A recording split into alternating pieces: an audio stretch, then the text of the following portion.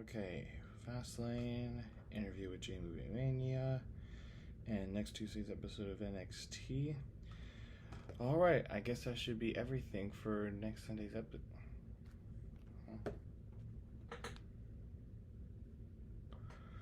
Hello? Just slow down, man. I can't. Yeah, okay. Just take a deep breath and slow down. Unfortunately, I wasn't able to catch Smackdown. Why? What's up? Yeah, I know John Cena is going to be there. And Heyman. And Cody. Yep, Asuka's going to be there too. Wait a minute. What about The Undertaker?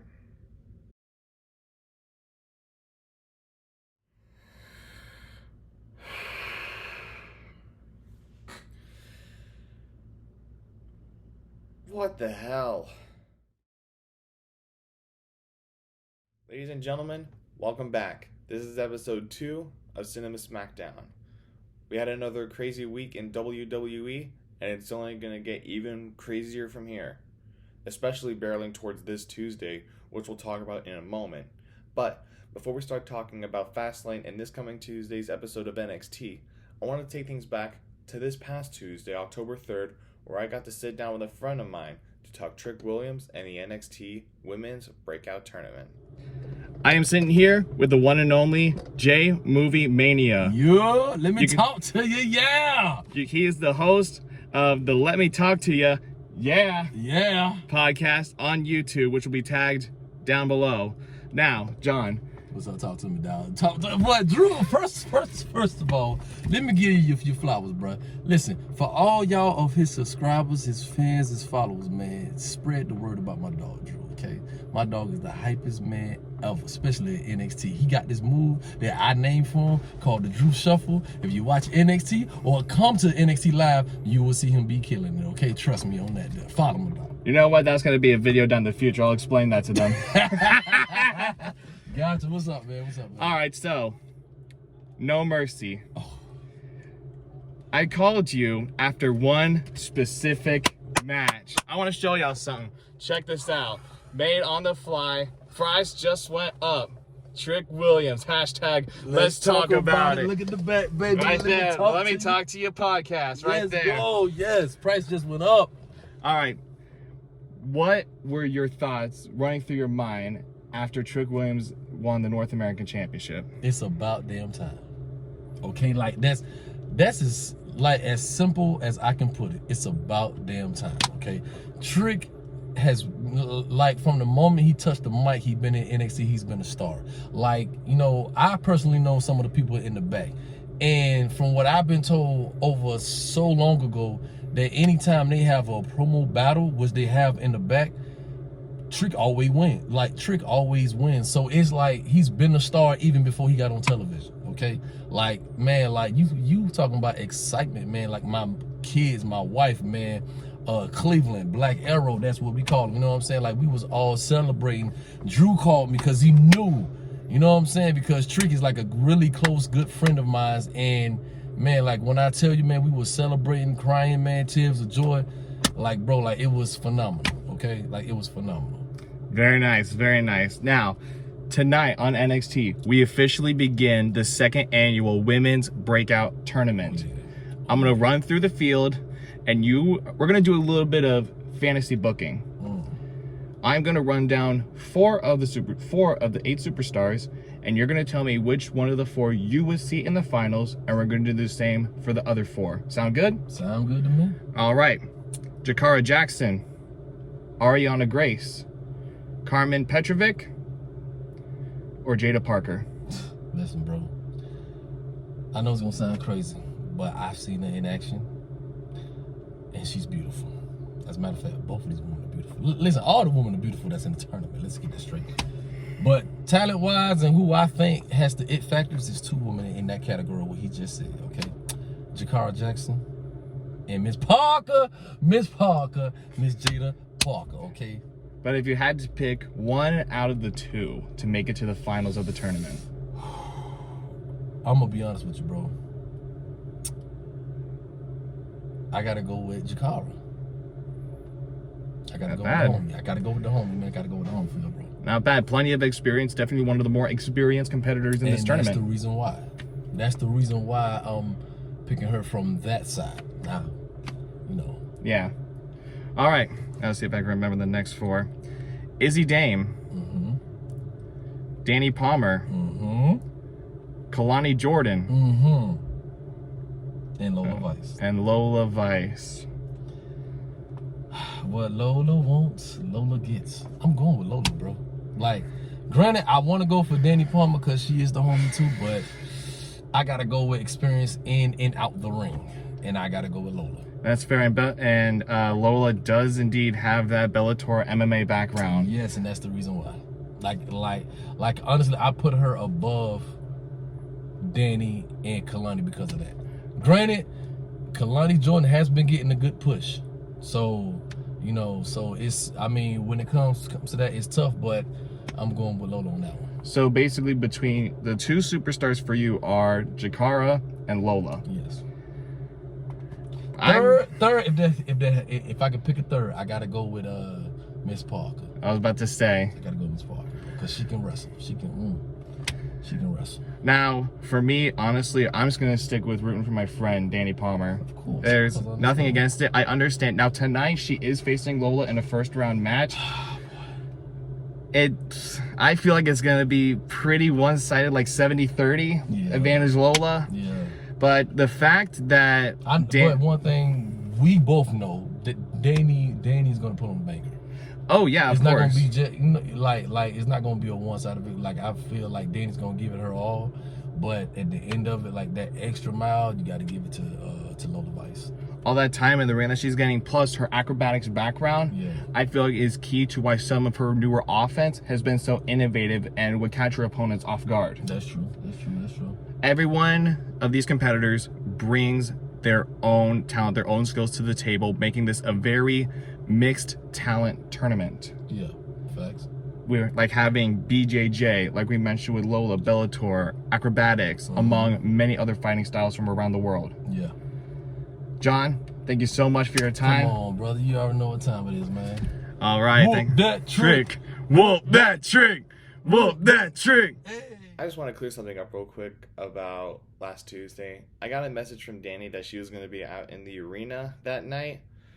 I completely forgot that they would be doing the introduction to the competitors in the breakout tournament. I immediately thought that she was going to face Lola Vice that night on NXT. But that match is still going to happen. We just don't know when yet. But also, sticking with last Tuesday, Dominic Mysterio had his rematch against Trick Williams for the North American Championship. And it took 5 people to get that belt off Trick. Not only does that say something about Trick Williams, but I'm going to be biased on this one. Trick Williams got screwed, okay? Trick Williams has been busting his ass week in and week out at NXT, and he finally gets a championship, and what happens? He gets screwed by Judgment Day, and Dominic Mysterio is now a 2-time North American champion. Anyways, now that last Tuesday is out of the way, let's talk about Fastlane. This past Saturday, WWE took to Indianapolis, Indiana for WWE Fastlane, where we have 5 matches. I'll be honest, Fastlane, it was pretty good. I honestly enjoyed No Mercy a lot more than Fastlane. That's just me. But let's break down everything that happened in Indianapolis. The first match kicking off the show was the Judgment Day defending the Undisputed Tag Titles against the makeshift team of Cody Rhodes and Jey Uso. Now, I believe this all started back at Payback last month when Cody Rhodes was on the Grayson Waller effect.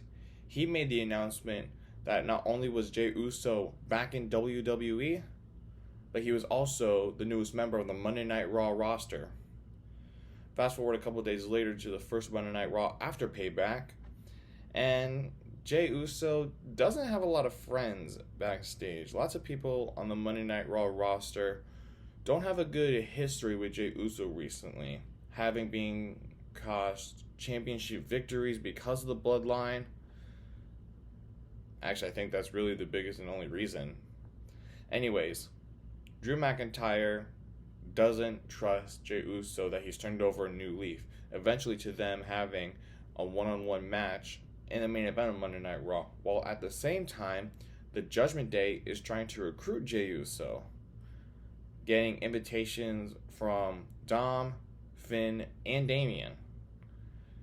Fast forward to that match against Drew McIntyre, and the Judgment Day comes out ringside to support Jey Uso in hope of getting an answer from him.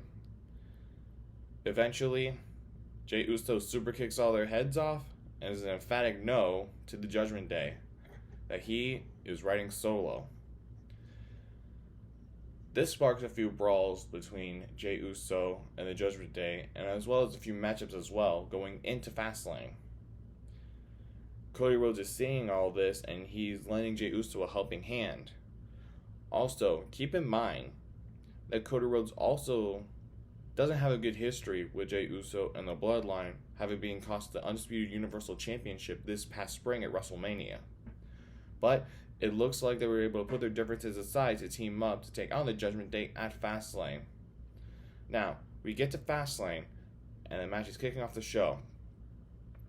Me going into this match, I honestly thought the Judgment Day would walk out with the titles. Now, it was a good match, but what caught me off guard is the fact that we have new undisputed tag team champions in Cody Rhodes and main event Jey Uso. Now, they're both former tag team champions, with Cody Rhodes being tag team champions with Legacy and Jey Uso being tag team champions with his brother Jimmy. But I just didn't think that they could pull it off because Judgment Day is just too strong right now. Yes, Dominic dropped the belt to Trick Williams at No Mercy, but he was able to get it back. I honestly think at this point, Judgment Day is going to rebound and get those tag titles back. Because I don't know about you guys, something just seems a little off that they would just give the tag titles to a makeshift tag team on the fly. That just doesn't make sense to me. But anyways, let's move on. Next up, we had a 6-man tag team match. The LWO, the Latino World Order, against a team of Bobby Lashley and the Street Profits. This match has been brewing up for a little bit, as Bobby Lashley and the Street Profits are not the biggest fans of the LWO.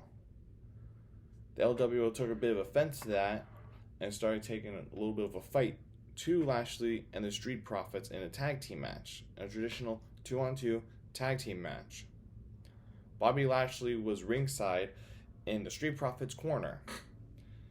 Now, at some point during the match, Bobby Lashley tries to help out the Street Profits by slamming Rey Mysterio on the apron and telling Dawkins to finish the job. Angelo Dawkins was a little hesitant, which allowed Rey Mysterio and the LWO to get the victory that night. And Bobby Lashley was not happy, demanding that if the Street Profits don't pull the trigger, then he'll just find another talent or tag team in the back to help. Fast forward the next week on Smackdown, LWO has a United States title match where it is members Santos Escobar and Rey Mysterio, the current champion, going at it for the belt. After the match, before they could get a chance to have a moment to celebrate each other in that match, the Street Profits come out and just start laying out the LWO. Bobby Lashley is impressed, and it looks like the Street Profits are back in Lashley's good graces. Later on in that night, the LWO challenged Lashley and the Street Profits to a 6-man tag team match at Fastlane. The closer we got to Fastlane for this match, the more things started to get turned on its head. As the night before Fastlane on Smackdown, LWO got laid out by Lashley and the Street Profits, making the LWO one man down, having put Joaquin Wilde and Cruz del Toro on the shelf for a little bit. So the question going into this match was, who did Rey Mysterio call to team with them in this six-man tag team match? At Fastlane, the match is getting started, but it's a 3-on-2 handicap situation, whereas it's just Santos and Rey against Lashley and the Street Profits.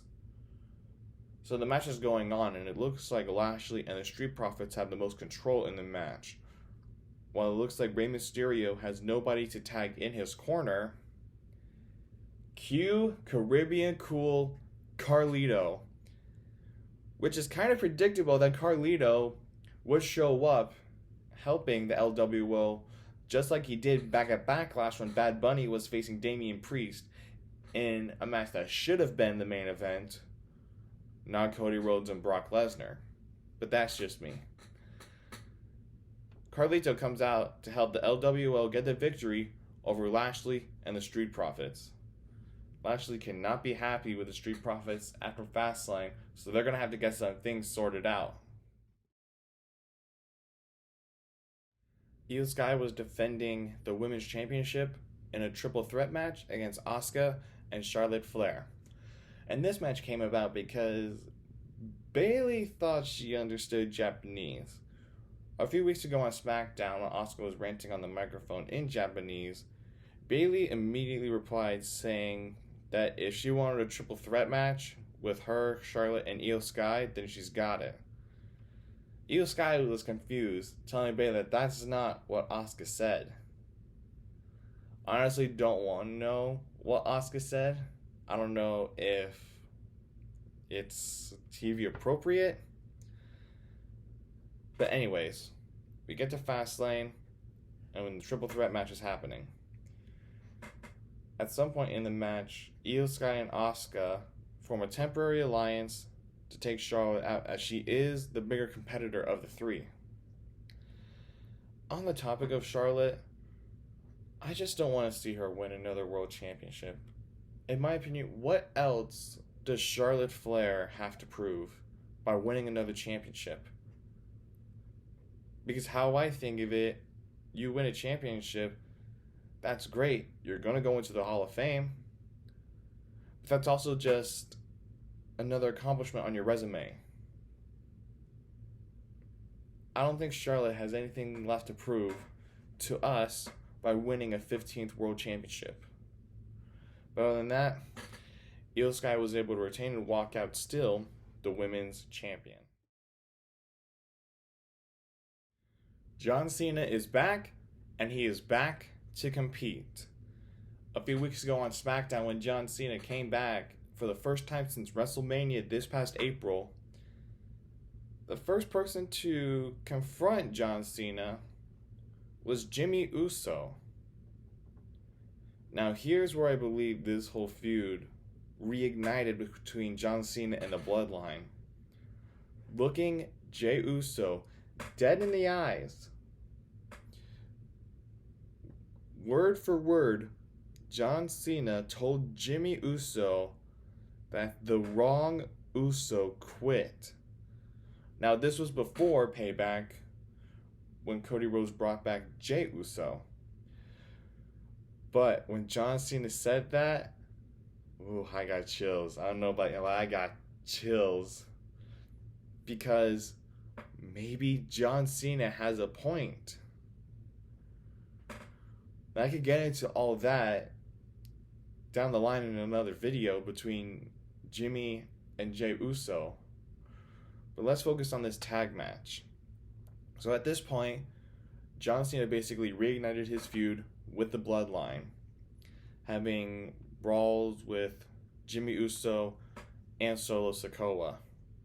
Now, at the time, he had an ally and an old rival, AJ Styles. But when they got to having a contract signing for the tag match at Fastlane, John Cena, Jimmy, and Solo have already signed. But when AJ Styles' music was playing for him to walk out to sign the contract, he wasn't coming out. cut to backstage where Jimmy and Solo are just beating the hell out of AJ Styles, rendering him unable to compete at Fastlane, and he hasn't been seen since. Now, at this point, John Cena is left without a partner for Fastlane. So he's saying either he'll find a partner for Fastlane or he'll go at it alone in a 2-on-1 handicap match. Sometime later, John Cena pulls up to the arena, contract in hand, to call out the Bloodline. The Bloodline comes out, and they start going at it with John Cena in a 2-on-1 brawl. As it looks like Solo Sikoa is about to splash through John Cena on top of the announce table, cue LA Knight. Yeah, to come in and save John Cena from the Bloodline, pick up the contract, sign it. John Cena's got a partner for Fastlane. Now, knowing John Cena and pay-per-views, well, I honestly thought this was going to be the main event, but it makes more sense for the World Heavyweight Championship to be in the main event. We'll get into that in just a moment. They get to Fastlane, and John Cena and LA Knight were able to put down the Bloodline and get the win, having LA Knight raising John Cena's hand in victory and as a show of respect, just like John Cena did to LA Knight at Payback. But the Bloodline may be in big trouble, because this Friday, Roman Reigns is coming back, and he may not be happy with what happened at Fastlane. I think the most scared person in all this may be Paul Heyman, but I don't know. Solo looks unfazed 98% of the time. Jimmy Uso looks like a man that just doesn't give a shit, but at the same time, he is still trying to get back into the Bloodline. I don't know if that's confirmed yet. We'll find out Friday. Bloodline's got some business to handle Friday night. In the main event, we have Seth frickin' Rollins defending the World Heavyweight Championship against Shinsuke Nakamura in a last man standing match. Seth showed out for his first last standing match in his career, and it was quite a last man standing match at that too. Nunchucks were getting involved, and Seth's back was a major target for Shinsuke throughout this match. In fact, throughout this whole feud between Seth and Shinsuke, because when Shinsuke started going after Seth Rollins and the World Heavyweight Championship, he's known for a long while that Seth has been fighting with a bad back. Seth has a bad back and yet is still going out there to compete week in and week out, to be on TV week in and week out. Seth's got balls. Honestly, if I were him, I would just drop a belt to somebody who can carry that title and go heal up that back. But I think the one moment in this match where I thought Shinsuke had it won was there was a ladder set up next to the announce table. Both men were on top of the ladder, and when it looked like Seth Rollins was about to drop Shinsuke from the top of the ladder either to the table or to the floor, Shinsuke shoots red mist into the face of Seth Rollins and sends him crashing back first into the announce table. I honestly thought that should have been it, but Seth Rollins just keeps getting these adrenaline kicks and just keeps getting up to defend and fight for that World Heavyweight Championship. Seth Rollins again was able to walk away still the World Heavyweight Champion and the last man standing. But I think at some point, enough has to be enough. You can only put your body through so much until it gives out. That's never happened to me because I don't wrestle, but I've watched enough wrestling to know that is something that can happen if you put your body through too much. But Fastlane was a good show. I say I give it 6 out of 10. But that's Fastlane. Time to talk about what I've been waiting since Tuesday for. Let's talk about everything going down this coming Tuesday.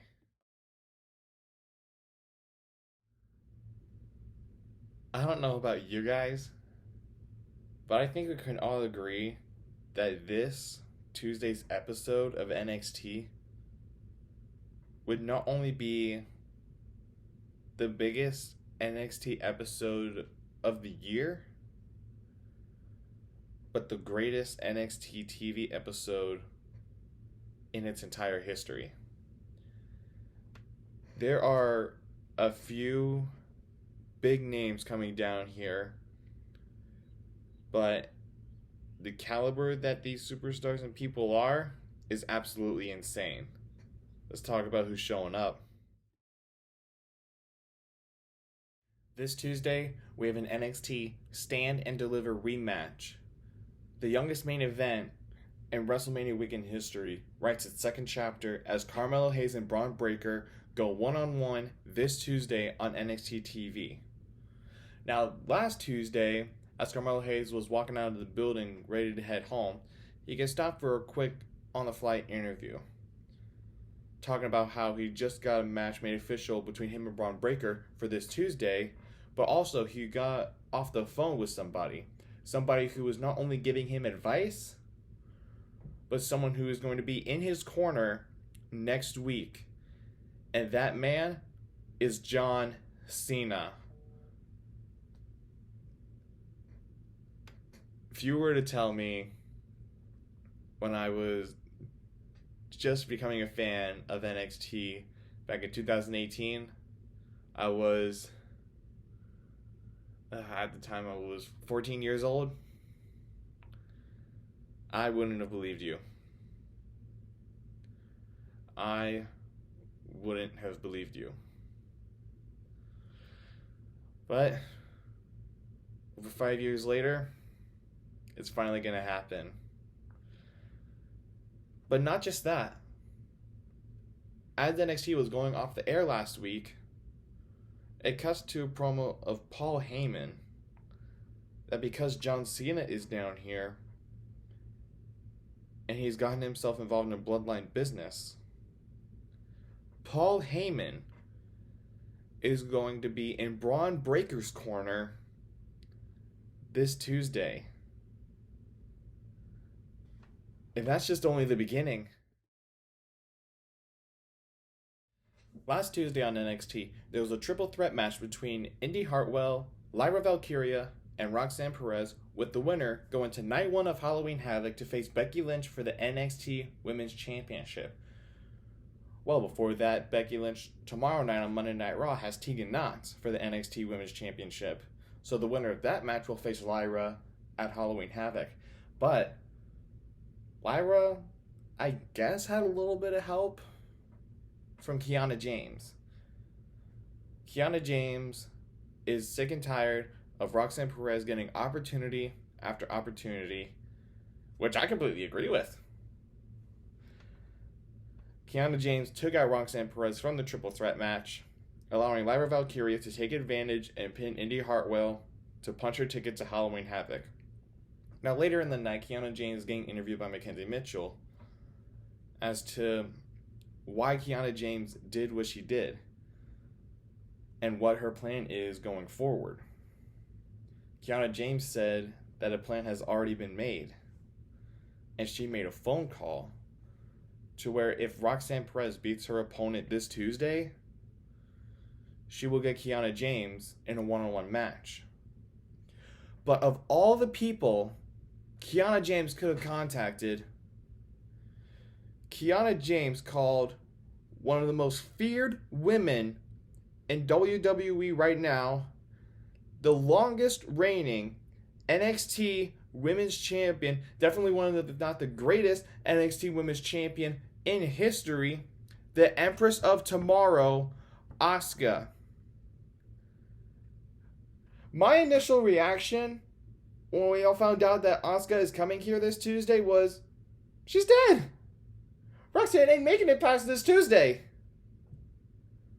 Roxanne is going to need a miracle, a prayer, a lucky charm, anything like that if she's going to get past the Empress.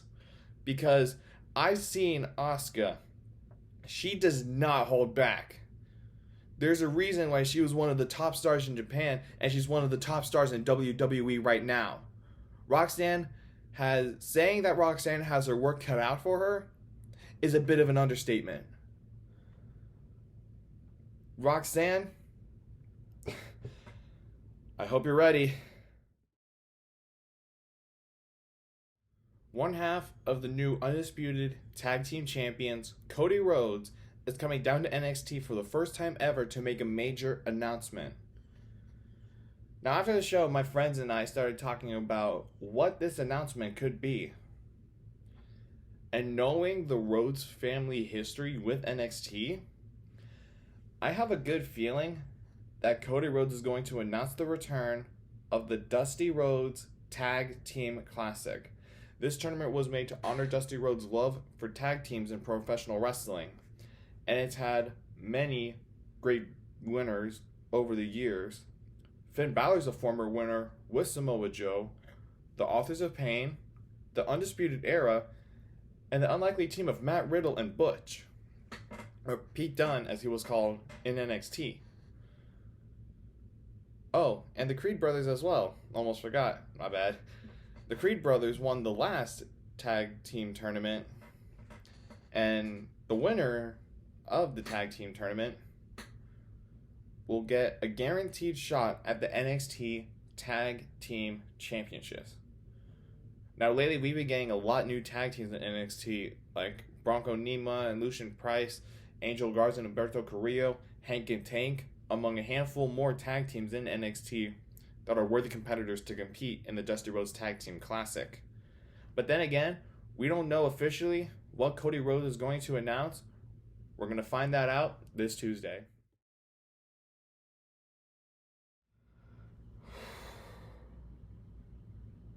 This is one of the reasons why I believe this Tuesday is going to go down as one of the best episodes. As you may have noticed in the intro to this video, there was a specific gong playing. But also, that same gong was playing in a promo advertising this Tuesday's episode of NXT, where it was talking about how John Cena, Paul Heyman, Asuka, and Cody Rhodes are all coming down here. But in the last few seconds of the promo, you see on the screen, it says NXT Live Tuesday at 8.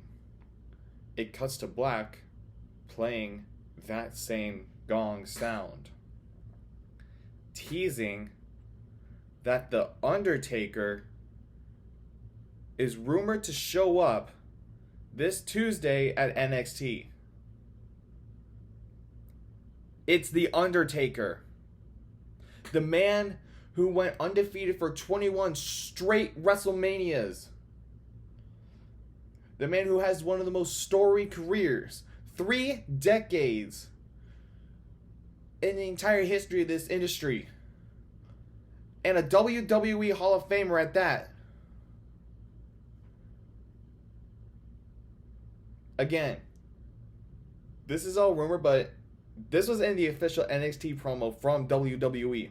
So there is a good chance The Undertaker is going to show up at NXT. There have been times before at NXT where I do lose my voice in the show, mainly because of Ilya Dragunov.